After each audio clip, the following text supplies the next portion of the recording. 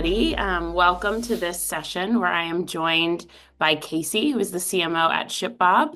I'm really excited about this discussion. We're going to be talking about the new CX power play, turning fulfillment into a growth engine.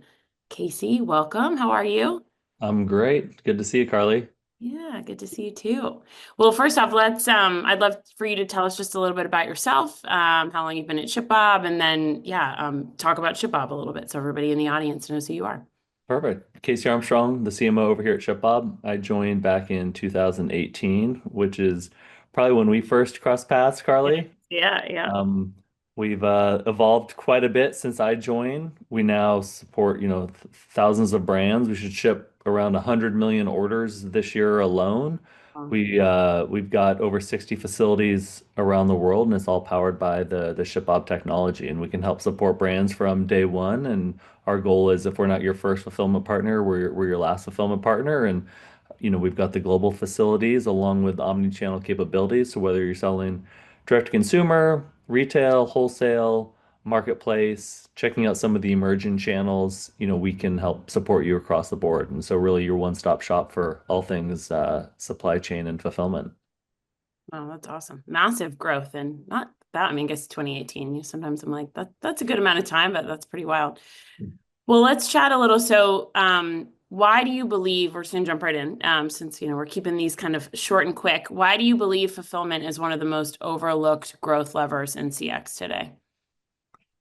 I'll talk about why it's overlooked and then I think why people are actually now focusing on it a bit more. And Yeah. and so I think it's often overlooked because these brands, fortunately, can really view, even though they are manufacturing and producing and selling these physical goods, they often think about the customer experience and the business, especially in the early years, through like the digital lens. And so from leveraging a solution like ShipBob, they can, send us their inventory and they can focus on what they do best, which is often marketing and sales and getting orders out the door. But they just really see these bits moving across the screen, whereas we're the ones moving like the atoms, the physical goods. I remember one of this is back in 2020, the end of 2020, hosting the Bloom Nutrition team, who been very fortunate to partner with for a long time. And I remember that they came in and they're like, we've never seen more than five of our goods in at one time. And I'm like five pallets, or what do you mean? Like we had like rows of their stuff, and they're like, no, like five items at once. And like that's fascinating because they're often, they're probably thinking about it really through the digital lens earlier in their career. When we're the ones that are receiving, storing, shipping off these goods. And so, anyways, I think that's why shipping and fulfillment's not often thought of first. And for I think a lot of the founders and are, maybe operations isn't really like, their specialty or their 10x differentiator. But you think of Amazon, who's really set the standard with, customers want this fast and affordable shipping. And that's something that brands can now bring to the table by utilizing fulfillment. And so really quickly, and then we can get into some of the other items, I'll break it down. There's fast and affordable. So fast, really anybody can ship fast. Yeah. You can utilize 2-day air from one location. Um, but it's all about maximizing that 1, 2, 3 day shipping via ground. And so how do you get that fast shipping via ground? And so that's how you get into the affordable side. And so that's when you really need to, one, have a partner that has the scale, then get you the pricing and the capabilities that you need. And then Yeah. two, it's really distributing your inventory across the US or the regions where you're fulfilling. And so you're maximizing again that ground shipping. And that's the important part is you need to really blend both of those at the same time. And so, fulfillment's not always the most exciting part of the business for brands to think about, and that's often why they outsource. But it can be such a differentiator from, that customer experience lens. Yeah, for sure. When it doesn't go well, right? And then it becomes a focus. But when everything's running smoothly, that's probably when it's more of an afterthought when you guys are Yes. doing your job well. Cool. Obviously you've worked with thousands of, fast growing merchants through ShipBob. And what are some of the most common mistakes that you think brands are making post-purchase? I think there's when and this blends really well with what you all are doing at customer, but I think the lack of proactive communication and transparency Yeah. And so that's where, one of the things that we really try to bring to the table for our customers is we'll even give you notifications of when an order has been, which facility it's been routed to, when has the order been picked, when it has been packed, when has it been staged for the carrier, when has the carrier picked it up, and then of course the carrier tracking throughout the journey to get to the end consumer. And so I think getting being proactive in the communication is huge, and that's what a lot of brands don't really think about too much. Usually it's, oh, an order's been placed and oh, then it's been delivered. Yeah. Whereas, Wismo or where's my order is the number one request that you guys probably see coming through customer for Yeah. the Yeah. e-commerce customers. And so Yeah. really getting ahead of that. Um, Fast and affordable, we talked about that. Yeah. I think um, bringing that more front and center all the way to maybe the ads you show, to the website, to the PDP, but just really, showcasing the speed and the cost. Again, Amazon has really set the standard that people expect fast and they expect free or near free. Yeah. Um, and then um, and then also, there's some other items as well around what that we've seen some of brands do is when they really try to maximize that end customer experience with like the customization and the unboxing. And so we Yeah. all know, okay, from custom marketing inserts or custom boxing, to get that surprise and delight experience. But I think another way that something that brands can do that's pretty smart as well is you can utilize and we have a custom rules engine that allows brands to do this. Is if you're looking to save money from like on a margin perspective is you can actually set rules where, hey, maybe only the first order goes in the custom box or the custom poly mailer, and then everything afterwards goes in the standard packaging, because that can help you save some margin dollars. Or hey, what about marketing, not just a marketing insert, but how about for every subsequent order, you're putting in a different marketing insert, or based off of what they order, you've got these rules where other marketing inserts are included. And so that way you can continue to maximize that cross sell and upsell. And so, you know, as marketers, something we think about, where's pretty much the only place I can get 100% open rate, and those are the packages you ship. And so let's maximize what you're actually shipping to them and what you're including in that box. And it doesn't just need to be through your MarTech or like, customer or your, email comms, but it can actually be in the products that you ship out as well. Yeah, I love that shipping and fulfillment as marketing, right? That's a very powerful concept. And I think Mhm. what, we should talk a little more about like what is that you said a few ways that, but what are some other things that you think about in a way that can look in practice? And can you share a brand that's doing that really well that you guys are working with? Yeah, I think there's a handful. And so I mentioned Bloom Nutrition earlier. I mean, they just knock marketing out of the park. They're like the gold standard or one of them. But so some things that they do that are interesting is, so yes, they offer extremely fast shipping. Yeah. But what they also do is they leverage different cart amounts and kind of staggered cart amounts for different perks. So for example, they offer $50 free shipping, but also right now they're offering $50 for $55 you get free shipping plus their like coveted Bloom tote bag. And so it's like, how do you kind of stagger these different offerings when it's not just shipping and fulfillment but these other additional perks as well. And then another brand that does this really well is Our Place. If you're familiar with Our Place, one of the leaders in like the home goods space. And Yeah. so their products are very heavy. And I think people go in expecting to pay a lot to order and ship these, but they actually offer 2 to 3 day shipping for free. Um, Okay. and so they do that because they leverage, 4 or 5 of our facilities around the US, and we help distribute their inventory on their behalf. And so that way, even though this product's coming and it's, let's call it 6 pounds up to like 15 pounds, it's all shipping what we call in region fulfillment. And so it's shipping, and so in the US there's essentially like 9 zones. It's all for them, it's pretty much all shipping zones 1 to 4, which greatly reduces the shipping cost. There's really the two easiest ways to reduce your shipping costs is you ship it closer to the end consumer or you ship a lighter good. They can't make their products lighter per se, but they can ship it closer to the end consumer. And so that's how they're able to save a huge percentage on the shipping or the fulfillment cost, and then eat that on behalf of the customers. And then again, leverage that type of messaging in marketing or on their website as well. That's super And powerful. actually a quick call out there too, sorry, is by also being able to have those much shorter delivery windows. When you have these holiday sales, you can also extend your delivery window to still deliver those goods on time.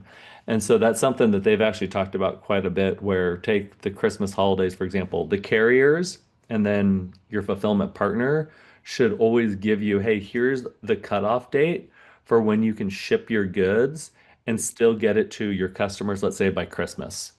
But if you're distributing your inventory and now you're shipping everything within like these short zones, you can probably push your shipping window and add another, 3 to 5 days to your Christmas sales, which can add, in their case, millions of dollars in revenue. But Yeah. for like smaller brands, hopefully thousands or tens of thousands in incremental revenue. No, that's really interesting. Around the holidays, you think a lot about that when you're ordering, right? It's like, how many more days do I have until my cutoff? Can't get it for my kids to come from Santa, right? Or whatever it Always. may be. So on the marketing topic, then how do you think marketing teams can collaborate more effectively with like operations to create that seamless post-purchase experience? Um, yeah, so I think that, marketing can, of course, help shape the unboxing experience, inform these proactive communications and just gather these feedback loops, whether it's like post-purchase surveys or however they're getting that, and like, again, feed that back in to the fulfillment team. But two calls. So I'd say, um, really calling out the shipping and fulfillment differentiators in again bringing it more upstream, especially depending on what their competitors are doing. So how do you have those in your ads? How do you maybe utilize that in your UGC that you're using on TikTok or Instagram or elsewhere? How do you pull that and really call it out in the PDP? And so whether you offer it for free, whether you offer it with certain upsells, there's some brands that do a really good job of when you add something to cart, it will pull up on the side and it will show you essentially like how far you are from achieving like unlocking, that next perk Yeah. or free shipping. Um, and again, part of that you really got to dig into like what are your competitors doing? And then see how can you differentiate there. And so I think a lot of brands actually offer an amazing post-purchase experience in regards to the freebies that they'll include, the custom boxing, the fast shipping, the free shipping, but they don't really bring that up higher up into the sales process. And there's a lot of opportunity there. And then we talked about this a little bit too, the unboxing, the surprise and delight experience. Again, a lot of brands, depending on where they are in their journey, will maybe pause on that because of the margin impact. But there are ways to do it to while reducing the margin impact, like we talked about, where you can create these custom rules. So maybe only the first order utilizes the custom packaging. And then, of course, leveraging marketing inserts for cross-sell and upsell opportunities as well. Yeah. Yeah. I mean, it's so coming from like a MarTech background too, it's so interesting to think about, the 100% open rate, right? Like that is the one place where you're always going to open. So how do you take advantage of that? And making sure your marketing team is thinking about that as like a key opportunity, I think is really important. Yeah. That's gonna be my takeaway from our our time together today. I love that. And this is, I guess, kind of almost a question even for both of us, but what role do you think the proactive communication, like those tracking updates we're talking about, like delivery messaging, plays in reducing support volume and improving NPS? Yeah. Again, Wismo's number one. And so it's the benefits are on both sides of the business. And so one is you can provide a much better customer experience if you're able to give them this level of transparency, Yeah. which should hopefully get them to trust you more and then buy more and tell their friends more about this brand, especially as from some of the brands that are selling on Amazon, people just question really the authenticity of the brand and Yeah. what they're actually buying. And so I think that's a huge way to differentiate. And then on the other side is really saving time for your counterparts on the CX team. Like how do Yeah. you reduce those? And that will help, the CX team either respond faster and also likely stay much more lean as well. And so, those are hopefully you're able to drive additional revenue and happier customers on um the top line. And then Yeah. you're able to reduce the tickets and reduce the headcount of the CX team on the bottom line. Yeah, absolutely. Yeah, and allow, we talk a lot about this with AI, but just allowing your customer service reps to be handling like the more complex questions that need more support, right? And not have Mhm. to be dealing with these sort of like generic type questions. Definitely. For I guess, and this is we touched on some of this, but for brands that are really looking to turn fulfillment into a CX differentiator, where do you think they should start? Yeah. So again, it's kind of rehashing some of the things we talked Yeah. about, but I think one of the biggest is just distributing, depending on, again, the depending on your catalog and your current level of scale and where you're going, but distributing your inventory, that is by far the best way to reduce costs and improve transit time. That's why we launched our inventory placement program, where we can distribute goods for customers on their behalf, so they don't need to think about it. Um, and especially with uh, the recent tariff changes and just some of the uncertainty there, and depending on where brands manufacture and what that might look like, some brands are being forced to increase pricing. And Yeah. so, how can you still keep fulfillment costs down, and maybe even while you are potentially increasing your pricing, you got to continue to nail that post-purchase experience. I think that Mhm. will help consumers stomach, maybe some of the price increases a little bit more. Yeah. Again, the fulfillment data. And so we actually provide our customers the same data and algorithms we use to power inventory placement program. We actually give that data to all of our customers in their ShipBob dashboard for them to maybe place inventory on their behalf, or so if they want to distribute inventory themselves. Yeah.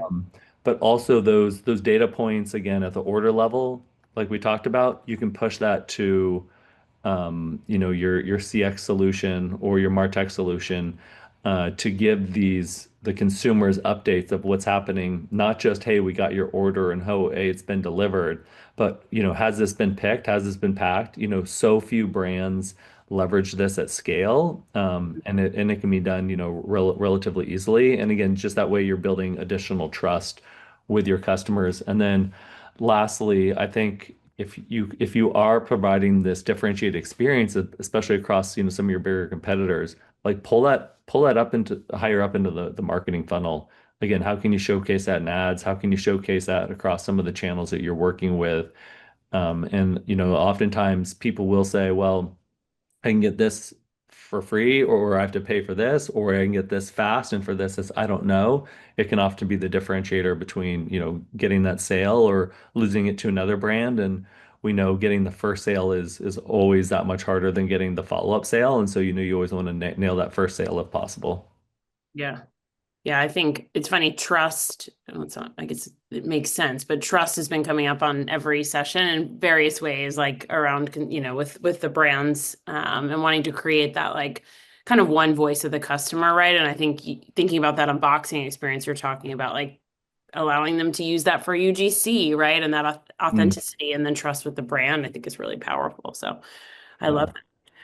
Awesome. Well, what any sort of like takeaway you'd want the audience to remember from this session or any like last tidbit you want to share before we hop off?